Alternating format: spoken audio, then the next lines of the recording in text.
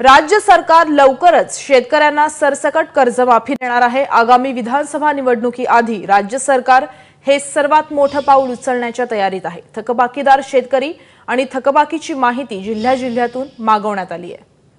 कर्जमाफी देण्याच्या बाबतीत मी कृषी विभागाचा मंत्री म्हणून नक्कीच सकारात्मक आहे, पण एकूण सरकारची सगळी परिस्थिती सुद्धा आणि योग्य वेळ सुद्धा या ठिकाणी ती पाहिली पाहिजे।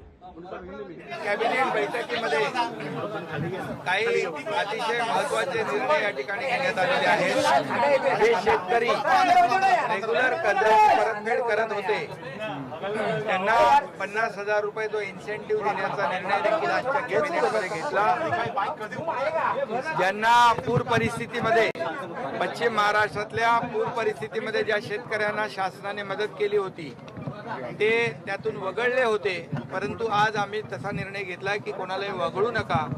सरसकट सर्व शेतकऱ्यांना जे नियमित कर्ज फेड करत होते त्यांना 50,000 रुपये देण्याचा निर्णय घेतलाय।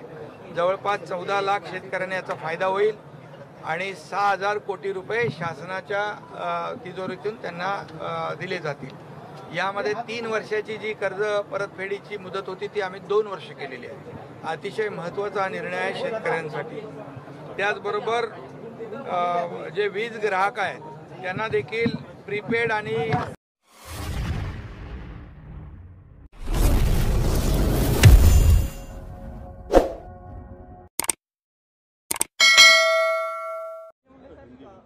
शेतकऱ्यांना उद्धव ठाकरे सरकार मुख्यमंत्री असताना कर्जमाफीचा लाभ मिळाला नाही त्या शेतकऱ्यांना 50,000 रुपये प्रोत्साहनपर अनुदानाची रक्कम अद्याप मिळाली नाही।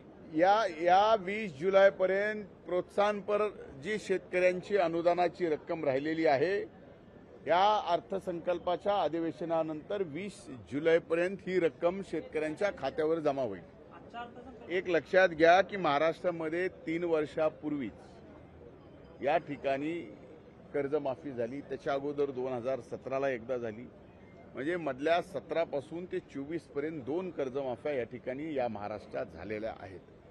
आता सुद्धा असं वाटतं की या ठिकाणी शेतकऱ्यांना कर्जमाफीपेक्षा शेतकऱ्यांना अगोदर कर्ज आपण मिळवून द्यावं।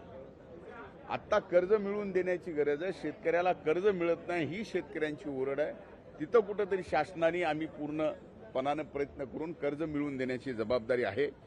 कर्जमाफी देण्याच्या बाबतीत मी कृषी विभागाचा मंत्री म्हणून नक्कीच सकारात्मक आहे, पण एकूण सरकारची सगळी परिस्थिती सुद्धा आणि योग्य वेळ सुद्धा या ठिकाणी ती पाहिली पाहिजे।